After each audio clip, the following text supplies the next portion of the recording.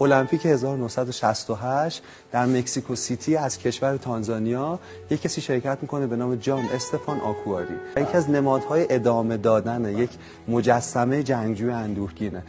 42 کیلومتر و 150 متر بعد میدویدن، 20 کیلومتری ورزشگاه پای راستش آسیب میبینه، بانداژ میکنن و همچنان ادامه میده. سرعتش کم شده، همه دارن ازش پیش میافتن، چند ساعت میگذره، میخوان مراسم اهدای مدال رو برگزار کنن که خبر میرسه دیوانه‌ای با یک پای مجروح 20 کیلومتر تا ورزشگاه فاصله داره ولی دست نمیکشه از مبارزه.